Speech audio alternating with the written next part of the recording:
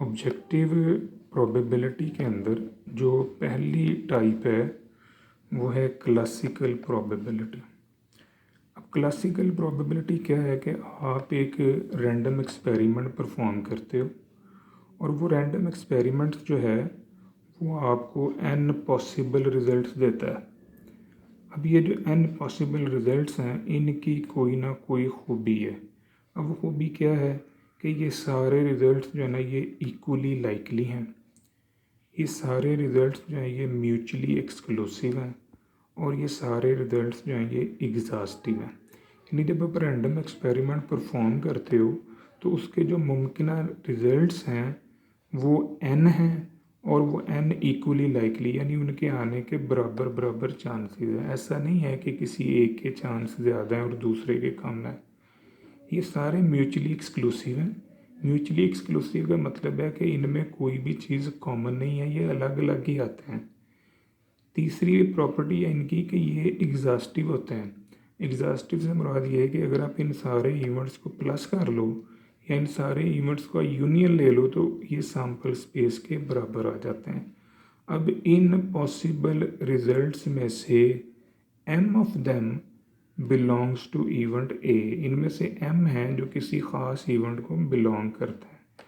तो then classical probability of event A is defined as, ये probability of A is equal to n of A over n of s है। यानी कि ये ratio है between favourable cases and total cases.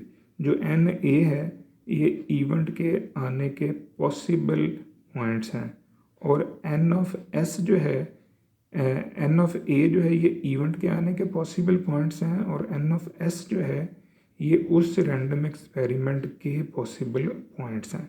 तो इन दोनों की रेशो जो है वो कहलाती है क्लासिकल प्रोबेबिलिटी।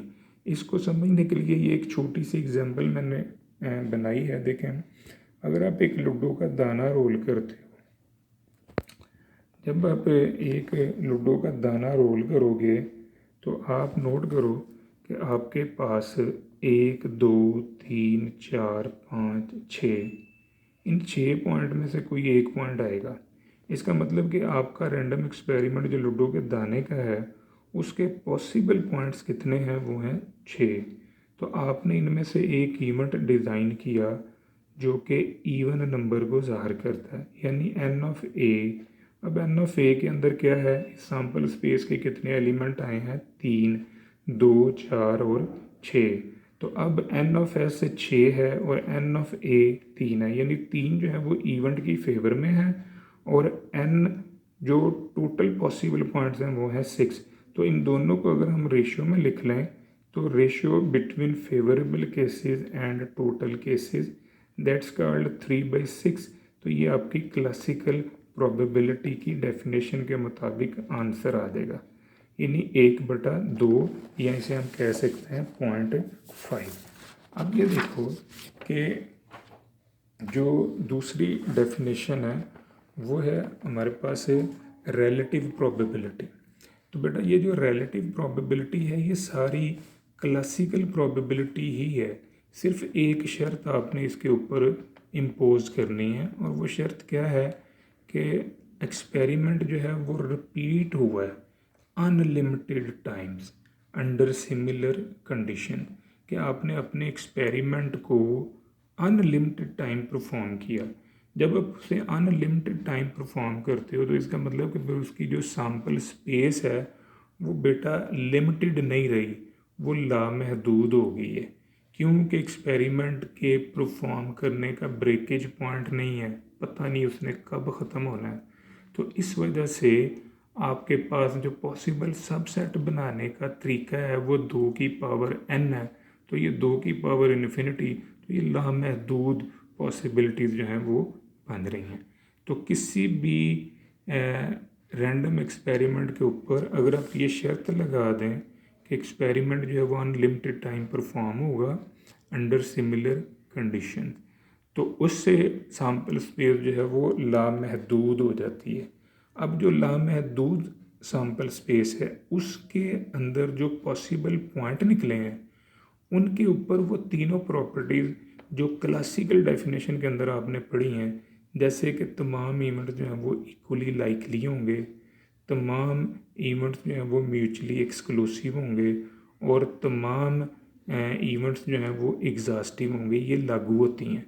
तो ये जो क्लासिकल की डेफिनेशन है, इसी को अगर आप ये लिमिटिंग फॉर्म में लिखते हैं, अब limiting form of probability A when n tends to infinity, ये n टेंड्स टू इन्फिनिटी क्यों किया है? क्योंकि जो रैंडम एक्सपेरिमेंट है वो अनलिमिटेड टाइम पर फॉर्म हुआ है, जिसकी वजह से सैम्पल स्पेस के जो पॉइंट्स हैं वो लामहदूद हो गए हैं। तो इसलिए इसको नोटेशन में लिखेंगे m/n और limit n tends to infinity. तीसरी बेटा डेफिनेशन है एक्सोमेटिक प्रोबेबिलिटी। ये जो एक्सोमेटिक प्रोबेबिलिटी है ये बेस करती है एग्ज़ाम्स के ऊपर। अब एग्ज़ाम्स जो है इसे बेटा हम एक मफरूज़ा कहते हैं, एक फ़र्ज़ की हुई बात। Exam is a particular statement which may be true or false, यानी ये सही भी हो सकती है, गलत भी हो सकती है। तो एग्ज़ाम जो है ये फ़र्ज़ी बात है जिसके अंदर सही और गलत होने की दोनों पॉसिबिलिटीज़ मौजूद होती हैं।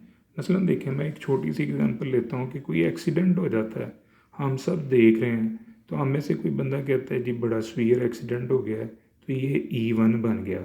तो एक बंदा कहता है जी सर गाड़ी का तो बेड़ा ही गर्क हो गया, तो ये दूसरा एग्ज़ाम बन गया। कोई बंदा कहता है सर जी सीवियर इंजरीज आई हैं, ये तीसरा एग्ज़ाम बन गया। कोई बंदा कहता है सर 3 बंदे फौत हो गए हैं, तो ये चौथा एग्ज़ाम बन गया। कोई बंदा कहता है सर मुझे लगता है कोई भी नहीं बचा होगा। तो ये एग्ज़ाम्स बनते जाएंगे। अब ये जो एग्ज़ाम्स हम बना रहे हैं ये सारे के सारे जो हैं ट्रू नहीं होते, इनमें से चंद एक ट्रू होंगे, बाकी फॉल्स भी होंगे। तो ये जितने एग्ज़ाम्स आपने डिज़ाइन किए हैं इन सारे एग्ज़ाम्स के ऊपर ये 3 प्रॉपर्टीज़ जो है ना ये होल्ड करेंगी। पहली है कि तमाम एग्ज़ाम्स की प्रॉबिलिटी जो है वो 0 और 0 से बड़ी होगी।